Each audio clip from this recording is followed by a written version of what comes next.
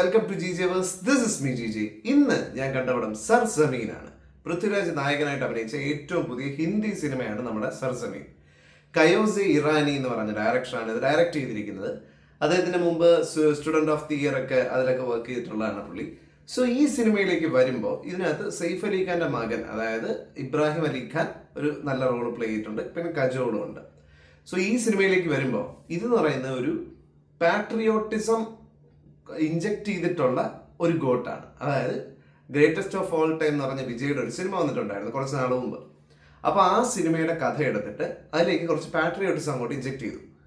ദേശസ്നേഹം, സർസമീൻ എന്ന് പറയുന്നത് home land, അല്ലെങ്കിൽ എൻ്റെ നാടിന് വേണ്ടി പൊരുതുന്ന ആ ഒരു മെന്റാലിറ്റി ഉള്ളൊരു സോൾജിയറിനെ, ആ ഒരു സാധനത്തിനെ ഗോട്ടിന്റെ സ്റ്റോറിയിലോട്ട് അങ്ങോട്ട് ഇഞ്ചക്ട് ചെയ്ത് വിട്ടുകൊടുത്തു.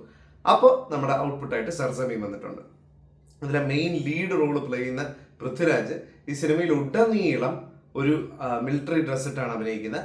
ഓക്കെ, ആർമി ഓഫീസറാണ്, നമുക്ക് മനസ്സിലാകും. പക്ഷെ ആർമി ഓഫീസർ പാർട്ടിക്ക് പോകുമ്പോഴും മിലിറ്ററി ഡ്രസ്, വീട്ടിൽ നിൽക്കുമ്പോൾ മിലിറ്ററി ഡ്രസ്, കിടക്കാമോടതിന് മുമ്പ് മിലിറ്ററി ഡ്രസ്, എപ്പോൾ നോക്കിയാലും മിലിറ്ററി ഡ്രസ്, അല്ലാത്തപ്പോൾ മറ്റേ നമ്മുടെ ഫിർസ് എന്തായാലുള്ള അതുപോലത്തെ ഡ്രസ്സ്, അത്തരത്തിലൊരു കോസ്റ്റ്യൂമും കാര്യങ്ങളും ഒക്കെയാണ് ഇതിനകത്ത് പൃഥ്വിരാജ് സെറ്റ് ചെയ്ത് വെച്ചിരിക്കുന്നത് പൃഥ്വിരാജിന്റെ ക്യാരക്ടറിനെ.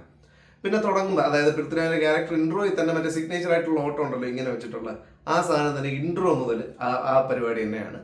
ഈ പട്ടാളം എന്ന് പറയുന്ന സാധനം, അല്ലെങ്കിൽ ആ ഒരു ആർമി എന്ന് പറയുന്ന ഒരു ഷീൽഡാണ് ഇന്ത്യയുടെ, മനസ്സിലായില്ല? അല്ലെങ്കിൽ ഇന്ത്യയുടെ വെപ്പണും ഷീൽഡും ഒരേ സമയം രണ്ടുമാണ്.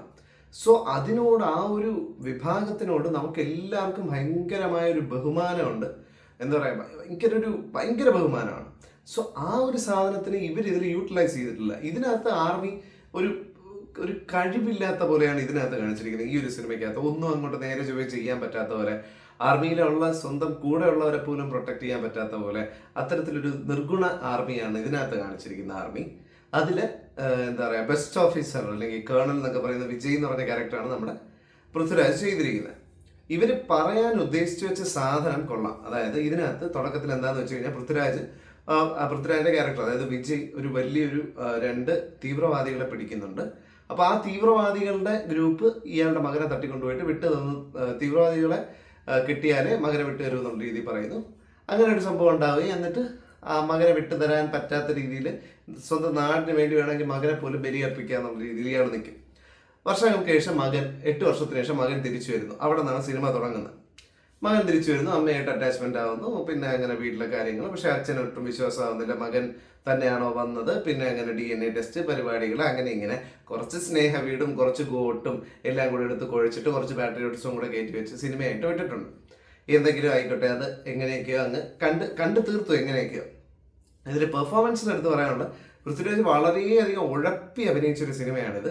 ഇതിനകത്ത് പൃഥ്വിരാജിന്റെ ക്യാരക്ടറിന്റെ 3 സ്റ്റേജ് കാണിക്കുന്നുണ്ട്. കല്യാണം കഴിഞ്ഞ് കുട്ടി ജനിക്കുന്ന ഉടനെ ഉള്ള സ്റ്റേജ്, പിന്നെ കുട്ടിക്ക് ഒരു 15 വയസ്സാകുന്ന ഒരു സ്റ്റേജ്, അത് കഴിഞ്ഞ് പിന്നെ 8 വർഷത്തിന് ശേഷമുള്ള സ്റ്റേജ്. എല്ലാത്തിനും പൃഥ്വിരാജ് ഒരുപോലെ ഇരിക്കുന്നു.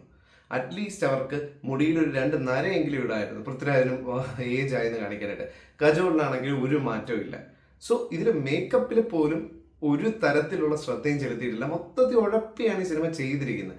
എങ്ങനെയൊക്കെയോ ഒരു പാട്രിയോട്ടിക് സിനിമ എടുക്കണം, അതിന് വേണ്ടിയിട്ട്, അല്ലെങ്കിൽ ഒരു ആർമി സിനിമ എടുക്കണം എന്ന് വിചാരിച്ചിട്ട് അങ്ങനെ ഒരു സാധനം. പിന്നെ ഇതിന്റെ ടൈറ്റിൽ എന്ന് പറഞ്ഞു കഴിഞ്ഞാൽ എന്തൊരു ചൈൽഡിഷ് ആയിട്ടുള്ള ഡിസൈനാണ്. ചുമ്മാ ബാർഡ് വയറൊക്കെ കിറങ്ങി വന്ന് എന്തൊക്കെ കാണിച്ചിട്ട് സർസറി എന്ന് പറഞ്ഞ ടൈറ്റില്. പിന്നെ റാൻഡമായിട്ട് അവിടെ ഇവിടെ ആയിട്ട് കട്ട്. പിന്നെ ഇതിൽ എടുത്ത് പറയാനുള്ളൊരു പെർഫോമൻസ് എന്ന് പറഞ്ഞാൽ കജോളിന് കിട്ടിയ റോള് കജോൾ നന്നായിട്ട് ചെയ്തിട്ടുണ്ട്. ഒരു അമ്മയുടെ ഒരു ക്യാരക്ടറാണ്, വളരെ ഇമോഷൻ ഒക്കെ കലർന്നൊരു ക്യാരക്ടറാണ്. പിന്നീട് ആ അമ്മയുടെ ക്യാരക്ടറിന് ഭയങ്കരമായിട്ടുള്ള മാറ്റങ്ങളൊക്കെ ഉണ്ടാകുന്നുണ്ട്.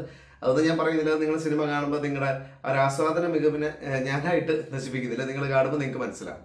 സോ അതാണ് കജോളിന്റെ ക്യാരക്ടറിനെ കുറിച്ച് പറയാനുള്ളത്. പിന്നെ ഇതിലെ മ്യൂസിക്, എൻ്റെ പൊന്നെ, സഹിക്കാൻ പറ്റാത്ത വിധത്തിലുള്ള മ്യൂസിക്കാണ്. കാരണം അതെന്ന് വെച്ച് കഴിഞ്ഞാൽ പൃഥ്വിരാജിന്റെ ക്യാരക്ടർ ഒരു ഭയങ്കര ഒരു എലവേഷൻ സീനാണെന്ന് വെച്ചോ, അതിനകത്ത് വന്നിട്ട് സർക്കസിലിട്ടിട്ട് ചിങ്കി അടിക്കുന്ന പോലത്തെ മ്യൂസിക്കാണ് ഇട്ട് വെച്ചേക്കുന്നത്. നമുക്ക് സഹിക്കാൻ പറ്റില്ല, അത്ര മോശം മ്യൂസിക്കാണ് ഈ സിനിമയിൽ. എല്ലാ സീനിലും മ്യൂസിക് ഉണ്ട്. ചില സീനിൽ ഡയലോഗ് കേൾക്കാൻ പറ്റാത്ത വിധം മ്യൂസിക്. പിന്നെ ഇതിനകത്ത് പൃഥ്വിരാജിന്റെ ഒരു അസിസ്റ്റന്റ്, ഒരു പട്ടാളക്കാരനുണ്ട്, അമർന്നോ എന്തോ സംതിങ് ആണ് പേര്, അൻവർ എന്തോ ആണ്. അപ്പൊ ഈ അൻവറിന്റെ ഈ സിനിമയിലെ ഏക റോൾ എന്ന് പറഞ്ഞു കഴിഞ്ഞാൽ, സർ ഒരു കമാൻഡ് വന്നിട്ടുണ്ട്, അല്ലെങ്കിൽ സർ ഒരു ന്യൂസ് കിട്ടിയിട്ടുണ്ട്, അൺനോൺ സർവർ ചെയ്യുന്ന ന്യൂസ്. കുറച്ച് കഴിഞ്ഞ് 10 മിനിറ്റ് കഴിഞ്ഞ് പിന്നെയും വന്നിട്ട്, സർ ഒരു ന്യൂസ് കിട്ടിയിട്ടുണ്ട്, അൺനോൺ സർവർ ചെയ്യുന്ന ന്യൂസ്. പിന്നെ കുറച്ച് കഴിയുമ്പോൾ ഫാക്സ് അടിക്കുന്നു. ഇതിനൊക്കെ കൂടെയാണ് ഇങ്ങനെ അങ്ങനെ ഒരു റോളിന് മെയിനായിട്ട് ഇദ്ദേഹത്തിൻ്റെ അസിസ്റ്റൻ്റ് ആയിട്ടൊരു പട്ടാളക്കാരൻ. അല്ലാതെ ഒരു വെടി വെക്കുന്ന പോലും കാണുന്നില്ല. എന്തൊരു സിനിമയാണ്! എങ്ങനെയാണ് ഇത്തരം സിനിമകൾ എടുത്ത് വിടാനായിട്ട് തോന്നുന്നത് എനിക്ക് മനസ്സിലാകുന്നില്ല. പൃഥ്വിരാജ് ആണെങ്കിൽ പോലും ഇതിന്റെ സ്ക്രിപ്റ്റ് കേൾക്കുമ്പോൾ അദ്ദേഹം സിനിമകളെല്ലാം കാണുന്നവരെ, അപ്പൊ അദ്ദേഹത്തിന് മനസ്സിലായിക്കൂടെ ഇതേ കഥ തന്നെ ഒരു 1000 പ്രാവശ്യം പല സിനിമയിലും കണ്ടിട്ടുണ്ട്. ഇതൊക്കെ സാധാരണ മിലിറ്ററി പടങ്ങളിൽ നിന്നൊക്കെ വ്യത്യസ്തമാണ്. കാരണം ഇതിൽ മിലിറ്ററിയെ ഫോക്കസ് ചെയ്യാതെ മിലിറ്ററിക്കാരൻ്റെ ഫാമിലിയും കാര്യങ്ങളൊക്കെയാണ് ഫോക്കസ് ചെയ്യുന്നത്. പിന്നെ മകൻ പോയിട്ട് മകൻ ഉണ്ടാകുന്ന ഒരു ട്രാൻസ്ഫോർമേഷൻ, പിന്നെ അദ്ദേഹത്തിൻ്റെ മകൻ, അതായത് സെയ്ഫ് അലി ഖാൻ്റെ മകൻ ഇതിനകത്ത് അഭിനയിച്ചിട്ടുണ്ട്. അത് നന്നായിട്ട് ചെയ്തിട്ടുണ്ട്. കിട്ടിയ ക്യാരക്ടർ കുഴപ്പമില്ലാതെ ചെയ്തിട്ടുണ്ട്. ഞങ്ങൾ ഗുണ്ടകളല്ല, അത്രയും മോശമായിട്ടില്ല, നല്ല രീതിയിൽ, എന്നാൽ ഭയങ്കര കിടിലെന്ന് പറയാനില്ല, ഓക്കെ ഇഷായിട്ട് ചെയ്തിട്ടുണ്ട്. അത് ബോഡിയൊക്കെ നല്ലപോലെ ഫിറ്റ് ആക്കിയിട്ട് വന്നിട്ട് ആ ക്യാരക്ടറിന് പറ്റുന്ന രീതിയിൽ ചെയ്തിട്ടുണ്ട്. പിന്നെ ഇടയ്ക്ക് വെച്ചിട്ടൊരു ചപ്പടാച്ച് താടിയൊക്കെ വെച്ചിട്ടുണ്ട്, വേണ്ടായിരുന്നു, എന്നാലും ഓക്കെ വാട്ട് എവർ. അത് ആ കിട്ടിയ ക്യാരക്ടർ നന്നായിട്ട് അദ്ദേഹം ചെയ്തിട്ടുണ്ട്. ഇതിൽ മേക്കപ്പ് ഡിപ്പാർട്ട്മെന്റ് ഒന്ന് ശ്രദ്ധിച്ച് പൃഥ്വിരാജിന്റെ ക്യാരക്ടറിനൊക്കെ ഒരു ഏജിങ് ആക്കി ആ വയസ്സ് തോന്നിപ്പിക്കുന്ന രീതി ചെയ്തിരുന്നെങ്കിൽ ഒരു പക്ഷേ നമുക്ക് കണ്ടുകൊണ്ടിരിക്കുമ്പോൾ കുറച്ചുകൂടിയൊക്കെ റിലേറ്റ് ചെയ്യാൻ പറ്റുകയാണെങ്കിൽ. ഇത് കുറച്ച് കഴിയുമ്പോൾ 8 വർഷം മുമ്പത്തെ പൃഥ്വിരാജ് തന്നെ 8 വർഷം കഴിയുമ്പോൾ ഒരു കൂളിംഗ് ഗ്ലാസും വെച്ച് നിൽക്കുന്നുണ്ട്. ഇതെന്താ ഒരു മാറ്റം ഇല്ലല്ലോ എന്ന് നമുക്ക് തോന്നിപ്പോകും. കഥ ഇറങ്ങുന്നില്ല, 5-6 ലൊക്കേഷൻ ഉണ്ട്, ആ 5-6 ലൊക്കേഷനിൽ വെച്ച് തന്നെ തട്ടിക്കൂട്ടിയെടുത്ത ഒരു പടം. അതാണ് നമ്മുടെ ഈ ഒരു സർസമി. തട്ടിക്കൂട്ടാണ്, ശരിക്കും പറഞ്ഞാൽ തട്ടിക്കൂട്ടാണ്. എങ്ങനെയൊക്കെയോ അവർ ആ ഒരു പടം കംപ്ലീറ്റ് ചെയ്തെടുത്തു. ഈ ഒരു പാതിരാത്രി ഇരുന്ന് കണ്ട എന്നെ ചെരുപ്പൂരി അടിക്കുന്ന ആൾക്കാർ. കാരണം എന്ന് വെച്ചാൽ ഞാൻ അത്രയും സമയം ഇൻവെസ്റ്റ് ചെയ്ത് ഉറങ്ങാതെ ഇരുന്ന് കണ്ടിരിക്കും, കണ്ണൊക്കെ കണ്ട ചുമന്നിരിക്കുന്നത്, അത്രയും സമയം ഇൻവെസ്റ്റ് ചെയ്തിരുന്ന് കണ്ടതാണ്. വേണ്ടായിരുന്നു, തെറ്റായിരുന്നു. എന്തായാലും കണ്ടു കഴിഞ്ഞു. OTT-ലാണ് റിലീസ്, ജിയോ ഹോട്ട്സ്റ്റാറിലാണ്. നിങ്ങൾക്ക് കാണാൻ താല്പര്യമുണ്ടെങ്കിൽ നിങ്ങൾ കാണുക. നിങ്ങളുടെ അഭിപ്രായങ്ങൾ, അതായത് ചിലപ്പോൾ പറയാൻ പറ്റില്ല കേട്ടോ, ഇതൊക്കെ എൻ്റെ പേഴ്സണൽ ഒപ്പീനിയനാണ് ഞാൻ പറഞ്ഞത്.